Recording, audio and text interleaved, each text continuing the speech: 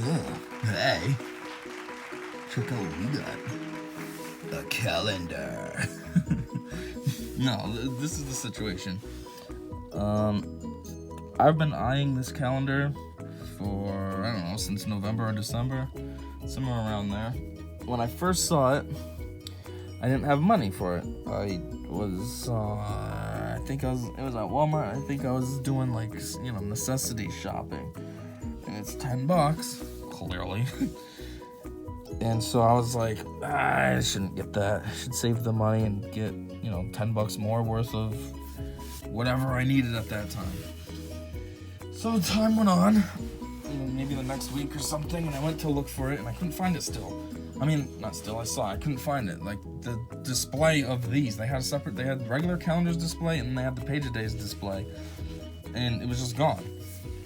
And then it was just repeatedly gone. Every time I go, not there, not there, not there.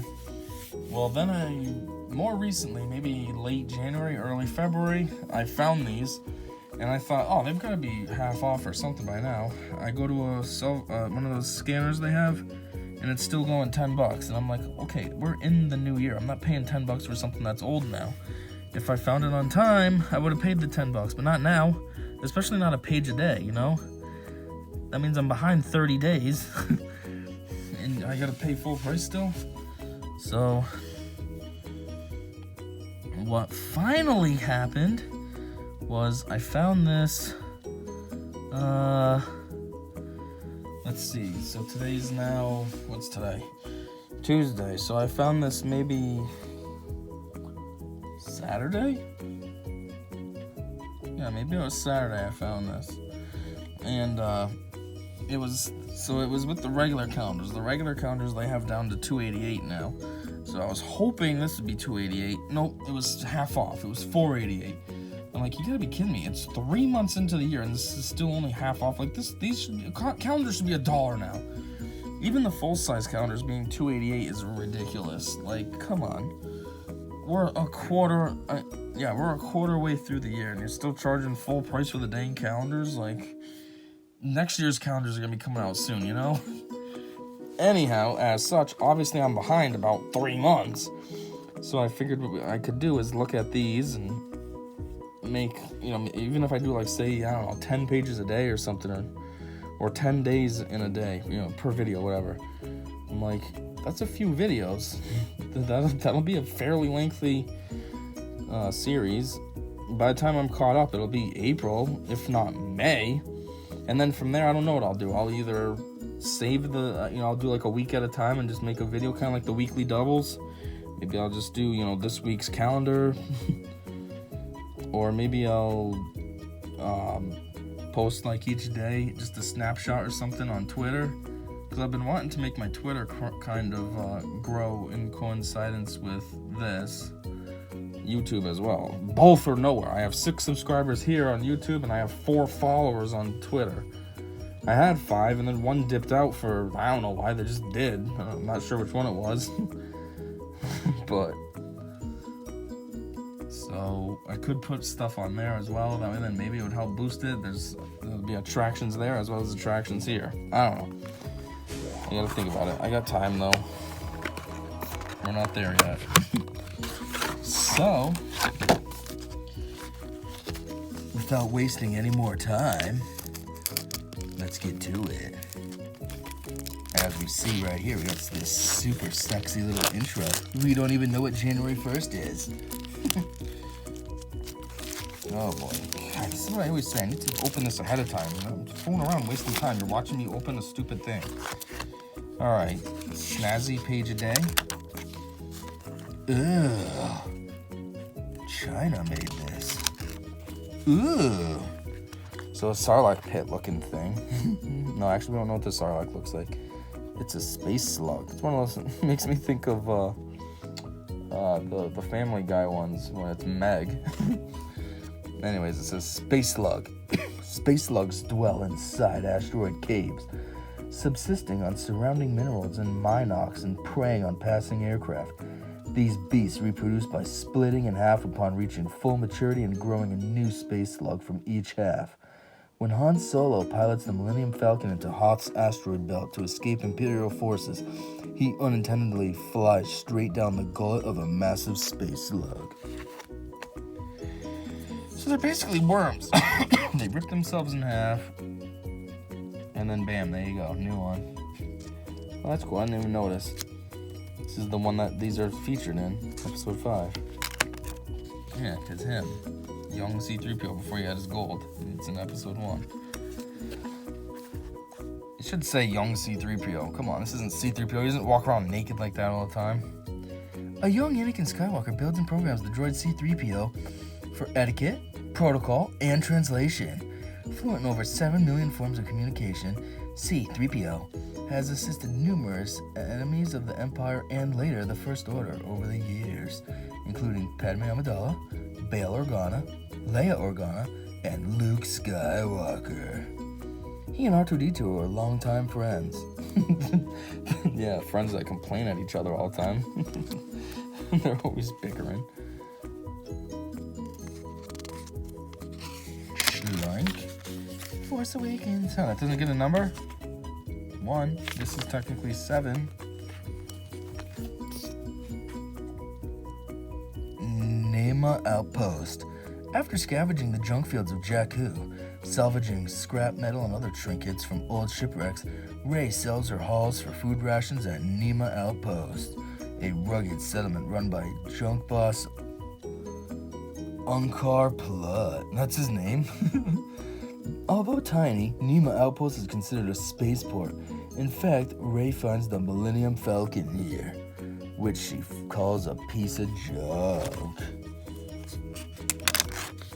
Oh, first weekend, because we went to see Solo's in here too? Oh, so it's like literally every Star Wars. I thought it was just like the core movies. But that means, I wonder if there's any like Clone Wars stuff in here too. That would be cool.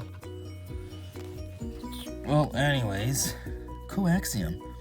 Coaxium is a rare type of hypermatter placed in a starship's reaction chamber for the purpose of enabling hyperspace travel. Unrefined coaxium explodes if overheated or jostled.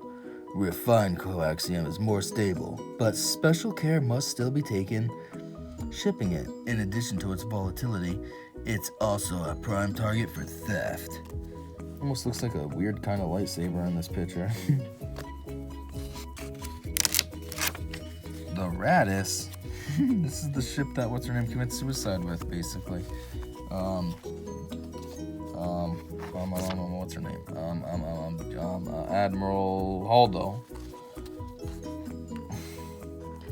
The Radis serves as General Leia Organa's mobile headquarters and flagship of the Ragtag Resistance Task Force fleeing Dakar.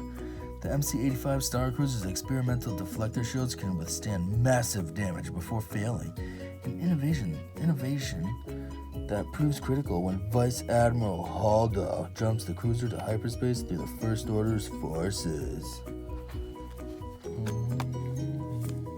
Is this a pod racer in space? Weird. Tuesday the 7th. Cassian. He gets his own page. Captain Cassian Andor is an accomplished Alliance intelligence officer originally from the Outer Rim. Extensive undercover and combat experience has instilled in him a cool head under pressure and the ability to make tough calls when his team needs him most. He works alongside Jyn Erso to steal the plans for the Death Star. Oh, they don't mention K2SO? Come on, that's his right-hand man. Before he knew Jyn. Oh, poor little guy. What, just because he's a robot? A droid? Misa Gungan. Gungan's native to the planet. I don't think talking like a Gungan the whole time will work very well. Gungans, native to the planet Naboo, are an amphibious species capable of thriving both underwater and on land thanks to their robust lungs. They consist of 2 distinct races, the tall, lanky Atala Gungans and the older, stockier Ankura Gungans. They care deeply about preserving nature and their ecosystem. Their security measures include a large standing militia, the Gungan Grand Army, tasked with protecting their people against outsiders. Jar Jar, Sith Lord. Ooh. What? This is from episode 2, but it looks like I almost thought this was Clone Wars. Like, I was getting excited. Yeah, Attack of the Clones is kind of a Clone Wars, but not the Clone Wars that I meant. Well, let's see. This thing is ASN 121. ASN 121 belonged to Zam Wessel, bounty hunter. Yeah, I had a feeling it was her because of this episode. Wessel used the droid in an attempt to kill Senator Amidala. However, the attempt failed.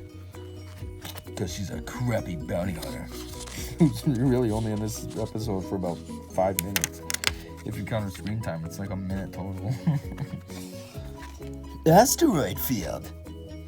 Asteroid fields composed of variously sized asteroid clusters exist throughout the galaxy. Because asteroid fields are unpredictable, most pilots don't dare fly through them. Han Solo, however, is known for having zigzagged the Millennium Falcon through an asteroid field just beyond Hoth in order to escape Imperial warships. Yeah, his odds of doing it were really high. There were like 30-something thousand to 1. To make it easier, in the Family Guy spin-offs, they say 2 to 1. Oh, okay. Yeah, that's not bad. Oh, yeah, great movie. Last Jedi. Sarcasm. Back to suit. After taking severe injuries from Kylo Ren during a lightsaber duel, Finn is placed in a Bacta suit to heal. Bacta fluid, a gelatinous substance, is known to regrow tissue and heal concussions, among other inflictions. The Bacta suit, used when a Bacta tank, full Bacta tank is unavailable, circulates Bacta fluid to a patient's damaged areas.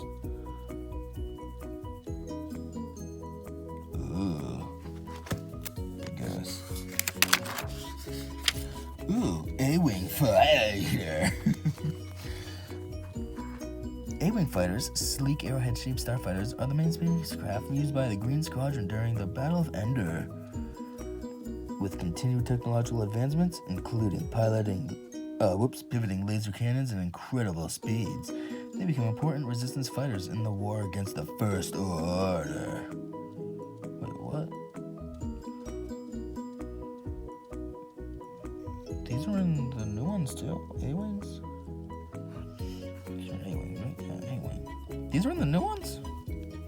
Resistance against the First Order. I didn't know that. Then again, the Resistance seems to recycle a lot of old stuff from the Rebellion days, so I suppose they are in there. Oh, and while we're talking also, this is Monday. We're going to go up to the weekend, and that's it for this video. Finn stealing Poe's jacket. Finn. Upon escaping the Finalizer, Poe Dameron christens FN-297 with a new name based on the 2 letters in his Stormtrooper identification number. The original reason Finn saves Poe from Kylo Ren is simply because he needs a pilot to fly the getaway ship. Finn goes on to seek his freedom alongside Rey and BB-8, aiding in the Resistance mission to destroy Starkiller Base. Yeah, Stormtrooper. Sarlacc Pit. We mentioned this one before with the worm things. Sarlacc. The Sarlacc is an enormous sand creature that nests in the Great Pit of Carcoon. With most of its bulk buried beneath the sands, only its beaked mouth is visible above ground. Jabba the Hutt enjoys dropping captives into the pit, and the Sarlacc's gaping tentacular maw.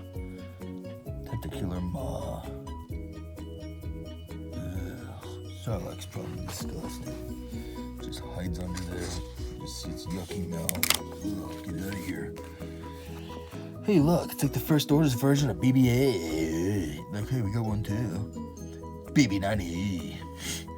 The First Order relies on BB astromech units for upkeep of machinery and to ensure protocols are correctly executed.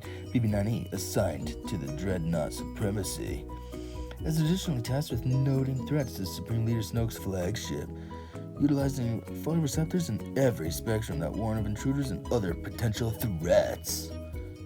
Ooh, this droid's programmed to be a jerk, not his fault. Hey, Cloud City, land up! Cloud City. The floating metropolis of Cloud City sits suspended above the planet Bespin, offering luxury resort accommodations to wealthy clientele, as well as sanctuary to those looking for escape. The city earns money by mining Tibanna gas from the planet's core. Baron Administrator Lando Calrissian, alongside his assistant Loba, oversees operations to keep Cloud City self-sufficient. It's here that Luke Skywalker learns of his true parentage. Ooh, Cloud City. Lando. Uh-oh, weekend. Last one for this video. Blaster Pistol. The Blaster Pistol is one of the most conventional ranged weapons across the galaxy, regardless of allegiance. This high-powered handgun shoots bursts of energy called bolts, which can be set to incapacitate or cause more severe physical damage. Coming in a variety of types, blaster pistols are often augmented for other functions, including the addition of grappling hooks or enlarged power cores, such as in the Blaster Han Solo gifts to Rey. Yeah, and she's like, oh yeah, it should be pretty easy, huh? He's like, you might want to read some instructions. Oh, I'm dead. Just kidding, Kylo did it. Alright, that's it for this one. I don't know how many days we did, but it is the 18th, 19th, plus a couple weekends in there. So, schlank. Until next time, I said, see ya. Whoops.